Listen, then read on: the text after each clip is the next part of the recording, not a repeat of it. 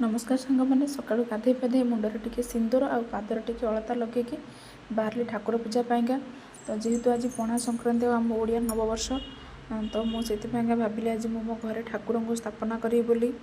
तो ठाकुर को स्थापना करने काली मार्केट रू 2 ठाकुर फोटो नहीं आसली बाकी ठाकुर जहाँ दरकार पूजा पाइंका नॉर्मली तो से सब किणिके नहीं आसली।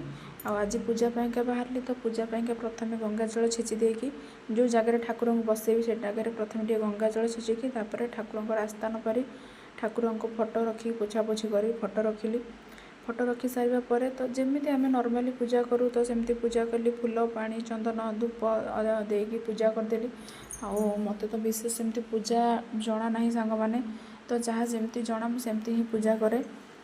मत लगे कि आम पूजा करने कि आमको मंत्र दरकार कि विधि विधि तो निहत जाना दरकार बाकी समस्त जानती कि किंतु मत लगे कि आम जो मनरू भक्ति करुचे कि ठाकुर को जब आम पूरा अंतर ठाकुर को डाकुचे तो से पूजाटा आम ठीक और ठाकुर भी से पूजार संतुष्ट हमें। यहाँ मोर भावना मुझे जानी सांग मैंने कहार कौन भावना तो से भावना मुझे सब ठाकुर को सेमती ही पूजा करे से मनरू भावी पूजा करे।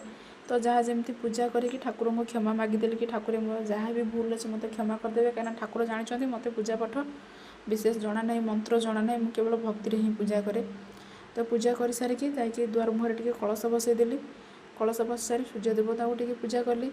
सूर्य देवता को नॉर्मली मो झीपाई मुझे सब ठाकुर को सूर्य को पूजा करे तो भोग फूल पानी देकी पूजा करे। तो पूजा कर सारी पूजा कर मोर खाइबा जहाँ खाइबा कथा खाइबा फिनिश कली। तो यहाँ थिला मोर आज प्रथम मिनी ब्लॉग सांग मैंने आशा कर मत सपोर्ट करेंगे। जदि मो वीडियोटी आपण मानक भल लगुच तो निहाती भाव में लाइक करेंगे चैनल को सब्सक्राइब करेंगे और आप सांग मानक शेयर करेंगे। तो रही नमस्कार जय बजरंगबली प्रभु बजरंगबली आप समस्त को भलरे हस खुशी रखु।